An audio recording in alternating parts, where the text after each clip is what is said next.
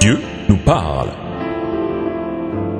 Chaque jour, Charles et Carole vous présentent la leçon de l'école du sabbat.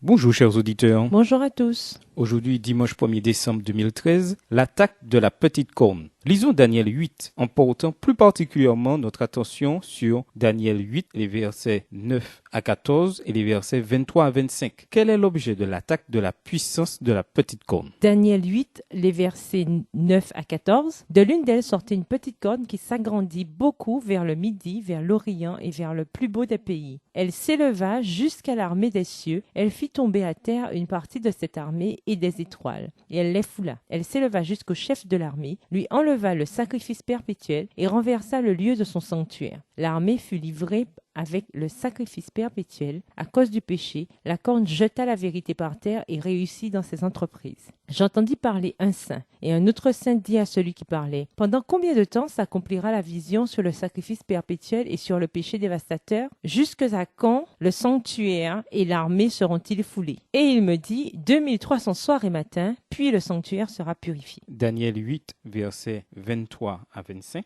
À la fin de leur domination, lorsque les pécheurs seront consumés, il s'élèvera un roi impudent et artificieux. Sa puissance s'accroîtra, mais non par sa propre force. Il fera d'incroyables ravages. Il réussira dans ses entreprises. Il détruira les puissants et le peuple des saints. À cause de sa prospérité et du succès de ses ruses, il aura de l'arrogance dans le cœur. Il fera périr beaucoup d'hommes qui vivaient paisiblement, et il s'élèvera contre le chef des chefs, mais il sera brisé sans l'effort d'aucune main. La puissance représentée par la petite corne interfère avec l'adoration du prince de l'armée. Daniel 8, le verset 11. Voir aussi Josué 5, les versets 13 à 15. Elle lui enlève, Daniel 8, les versets 11 et 12, le sacrifice constant, en hébreu tamid, mot qui se réfère maintes fois au service sacrificiel quotidien dans le sanctuaire terrestre. Puisque celui qui accomplit le tamid dans le sanctuaire est un prêtre ou souvent le grand prêtre, la corne a cherché à usurper ses fonctions, à commander sa propre fausse armée et à faire disparaître le sacrifice constant. Dans ce cas, étant donné le contexte prophétique, l'époque de la Rome papale, à l'évidence, c'est le ministère sacerdotal du Christ qui est attaqué. La puissance représentée par la petite corne usurpe donc les responsabilités de notre prêtre céleste et interrompt l'adoration constante de Dieu sur la terre. Elle agit à la façon de notre prince de l'armée, menant une guerre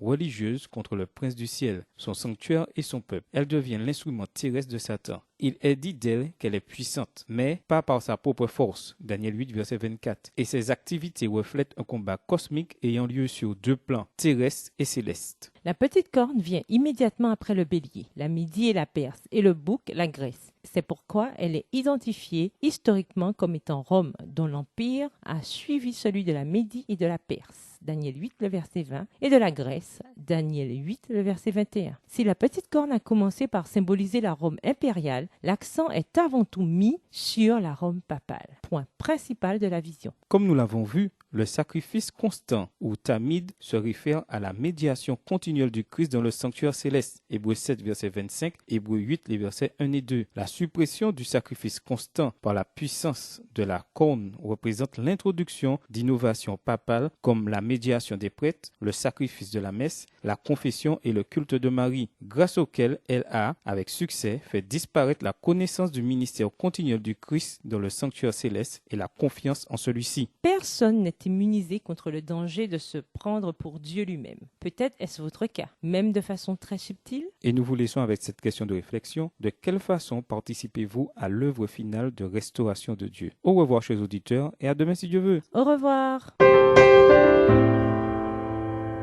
Dieu nous parle.